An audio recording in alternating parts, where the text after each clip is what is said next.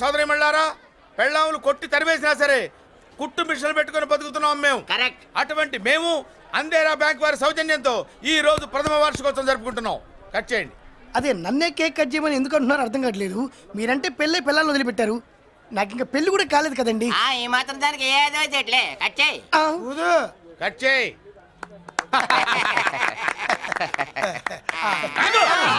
పెట్టంగానే తినేటివేనేట్రా.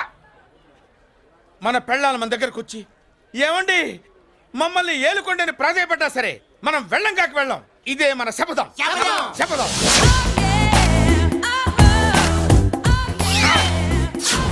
సరళ, శోభనం రోజు ఈ నల్ల డ్రెస్ వేసుకొచ్చావేంటి?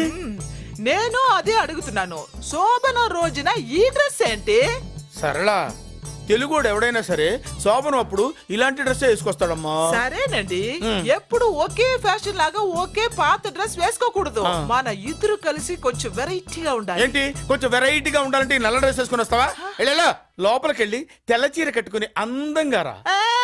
ఏంటి ఏడుస్తున్నావేంటి? నేను తెల్ల సీర కట్టుకునేది మీరు పోయిన తర్వాత. మర్యాదగా వెళ్ళి డ్రెస్ చేంజ్ చేసుకుని రా. మీరు పోండి.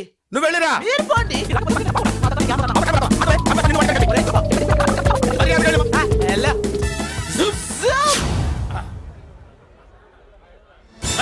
Thank you very much. Welcome to our colony.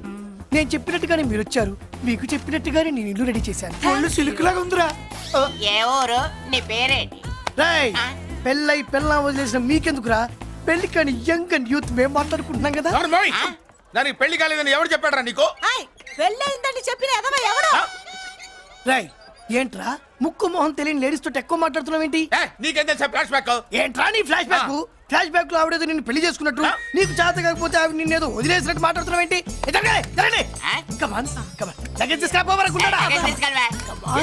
ఎక్కడికే? ఇదేంటి ఇప్పుడు వచ్చిందేంటి? ఇది ఫ్లాష్ బ్యాక్ చెప్పుకోలేను, ముందడుగు వేయలేను.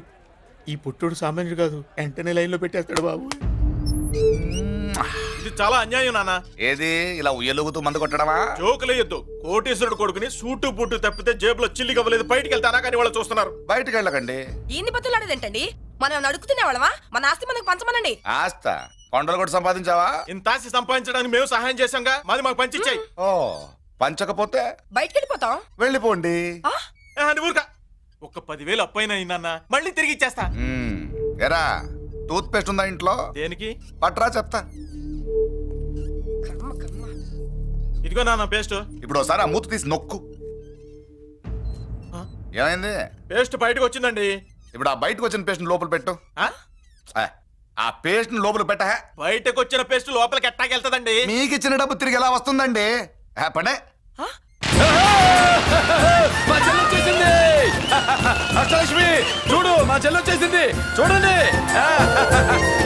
నువ్వేంటి చూడమన్నాం కదా అని గుడ్లు బయట పెట్టి చూస్తున్నావు? కళ్ళు మూసుకొని చూడు, దిష్టి తగ్గుతుంది.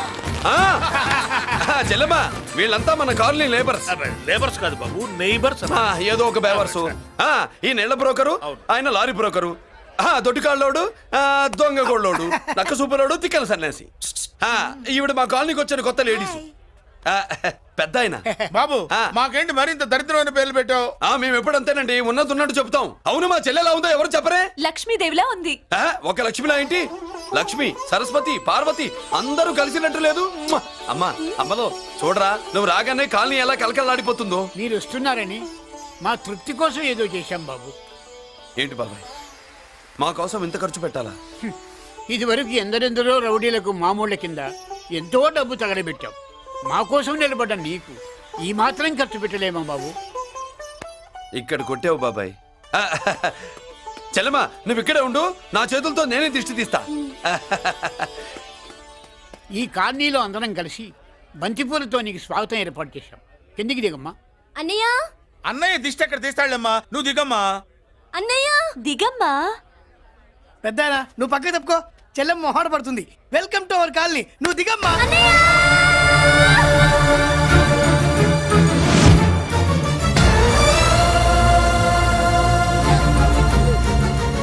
సారీ అమ్మా.